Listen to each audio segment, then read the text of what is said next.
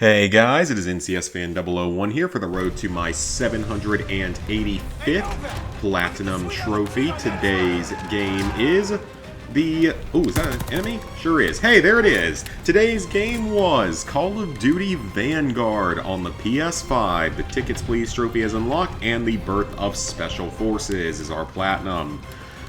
I am very glad this game is done because this experience was just as painful on the PS5 as it was on the PS4. Well, that's not entirely true because technically you don't really have to play much of the multiplayer, and there's no way that 12-hour timer is correct. I know for a fact I played this game more than that. Okay, so this is saying that I only played the game for 13 hours? There's absolutely no way that's correct. There's absolutely no way that's correct. I've played definitely like 20 hours of this. But anyways, the Platinum Trophy is not one of the harder ones in the Call of Duty franchise, but it does have some very annoying moments along the way. So you have to complete the campaign on Veteran, which is very typical for Call of Duty, and in all honesty, the Veteran in this game is not too difficult. There's a few tricky portions here and there, but for the most part, Veteran is pretty easy in this game, so don't worry too much about it. If you've beaten some of the others, you're not going to have much of a problem with this one. Then you have some various sort of full game miscellaneous trophies to work on. You have to get 15 kills with blind fire, which is an ability that I hardly ever use because it doesn't really help that much, especially on Veteran. Then you have to scavenge ammo from 15 different corpses within 3 seconds of killing them. This one should come naturally as long as you're just quick about scavenging ammo. Then you have to kill enemies with 15 different weapons. That's super easy, should come naturally.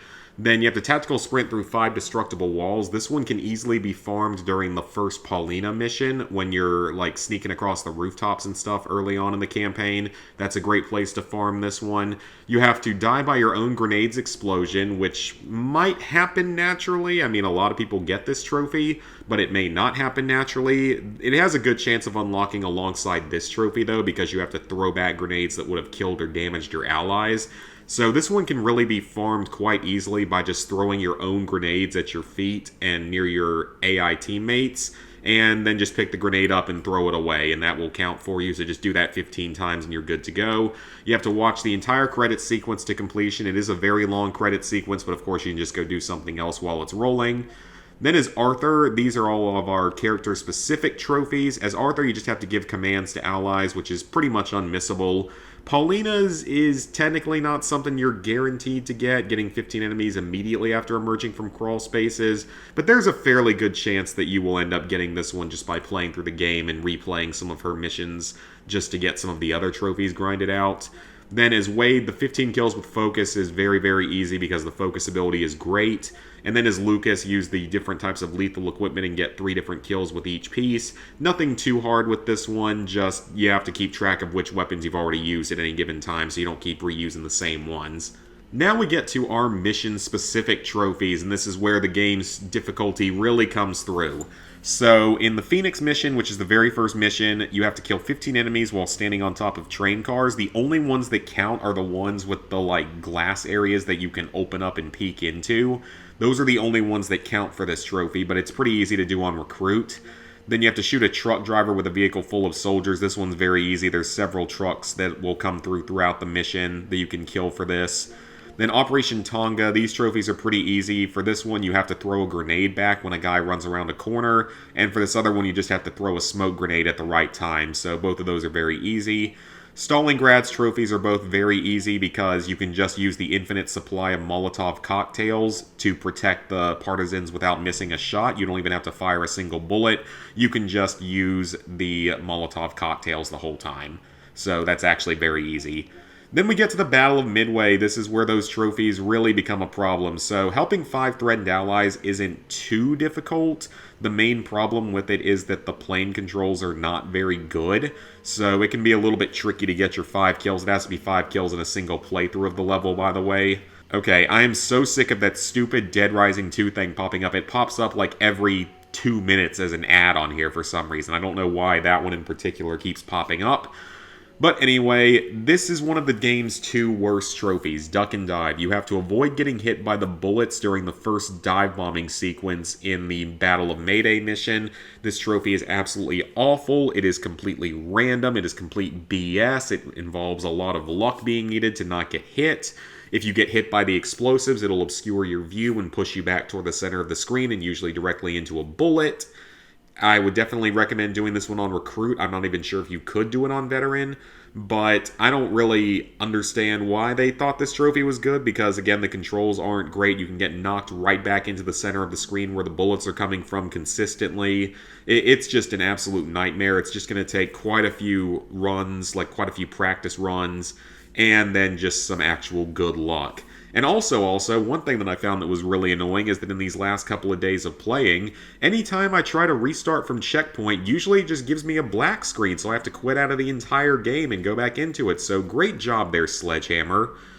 Then we get to Numa Numa Trail. These two trophies are pretty easy. Avoiding the sniper isn't too difficult. You can actually kill him pretty quickly. And then find Mateo without firing a bullet. You just have to basically sneak through the first area of the level, but you can do both of these on Veteran, no problem. Then the Lady Nightingale trophies. The 5 snipers across the open field is easy if you're just patient about it.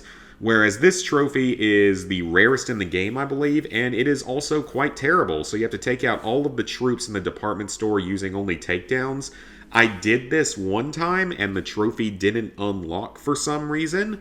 So I think it's possible that maybe you have to... There's like some enemies at the very beginning that maybe I missed one of them when I ran up to the second floor. That's the only thing I can think of, but otherwise it's just, it has bugged out on other people out there, so it's not just me. So I don't really know exactly what the reason was, but I did get it on my second try. This trophy isn't particularly hard, it's just very, very time-consuming and boring. And just, it requires a little bit of luck as well, because you never know if the takedowns are actually going to work correctly, because they usually don't. Because it has to be a takedown, not a melee kill, a specific takedown. One easy way to do it, though, is you can flash the knife up in front of people, and that'll distract them for a second and allow you to do takedowns. It works on everyone except for the few heavy enemies that come up later.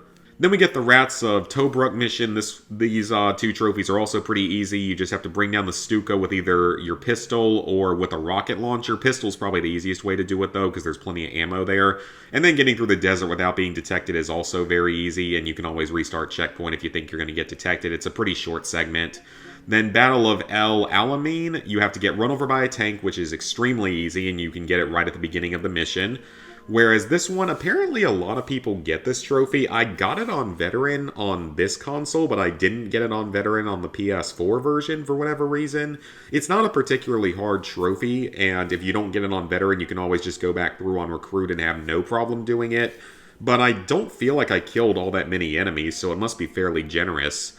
And then finally we have the 2 trophies for the Fourth Reich, which is the final mission of the game. Using leadership to take down the Jaeger mortar. There's one you're going to come across when you're in like the subway tunnel. That's the easiest one. And then you have to go through the level without hitting any of your friendlies throughout it. The most likely part where this is going to happen is going to be at the very beginning when you're in a car and you have to shoot some enemies that come in front of you. That's one of the more likely areas, and also be very careful with throwing grenades because there's always a chance that you can end up causing some friendly fire with it. Then we get our multiplayer trophies. So the good thing about the multiplayer trophies is that they auto-pop if you already completed it on the other console. So in this case, I did it on PS4 first, but they are compatible backwards. So if you do the PS5 version first, these will auto-pop on the PS4, which is fantastic. So you do not have to touch the multiplayer again. Reaching level 55, though, and max level with an operator and a weapon are all... None of them are difficult trophies. They just take a lot of time to get through, especially if you're not good at multiplayer. And then you also have to join a clan, which you can, like, create your own clan, I believe, so it's nothing difficult there. And then we get to the Zombies trophies. The Zombies trophies in this game are very, very easy, but they're also very boring because the Zombies mode in this game is really bad.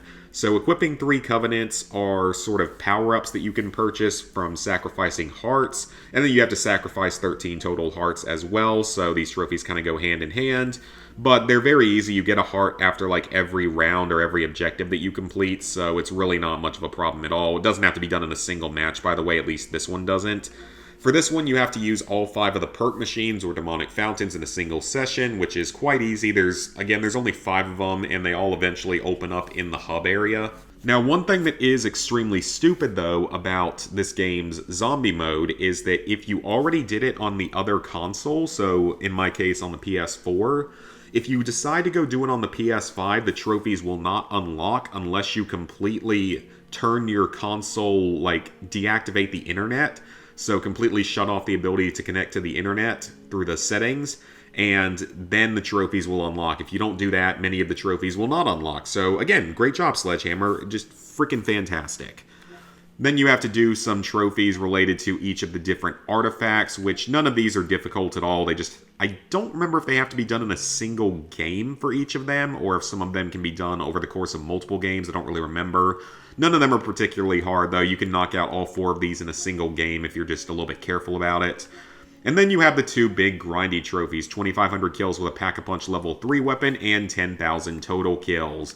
To get a Pack-a-Punch level 3 weapon, you either have to spend a rather large amount of points getting it Pack-a-Punch 3 times, or you can occasionally get one out of random luck, either through the mystery box or through a box on the ground or the crystals on the ground in the hub. But once you finally manage to get a Pack-a-Punch level 3 weapon, go into any of the objectives that have an infinite timer on them. Something like the Harvest objective is great for this, because in that one, the zombies will infinitely spawn until you complete the objective, so that's a great place to do it. I think that the Escort version is also good, when you have to, like, escort a little light around the map or something. That's another good option for this, because the enemies are infinite. So basically, once you get a Pack-a-Punch level 3 weapon, just go ahead and try to knock this trophy out in a single playthrough so you don't have to keep doing it, like getting back up to the Pack-a-Punch level 3 again and again. 10,000 zombies, exact same thing, can be with any weapons, just it takes a very long time. It's going to take quite a few hours to get this, so very annoying couple of grindy zombies trophies, but thankfully this game doesn't have any DLC to worry about. So once you've got your platinum, you're done with it. It's one of those Call of Duty games like they typically do now, where they don't have DLC trophies anymore, usually. Wow, that took a while to sync. Level 856, 14%, 27,537 total trophies, 785 platinums, 5,196 gold, 7,354 silvers, 14,202 bronzes. So with the completion of Call of Duty Vanguard for a second time, which by the way, this is like the 3rd or 2nd most common Call of Duty, I think it's the 3rd most common Call of Duty Platinum, because Call of Duty Classic has a higher obtained rate than this, and I think that there's a reason for that. And then there's also Call of Duty Modern Warfare 2 Campaign Remastered, which has a much higher completion rate than any of the others.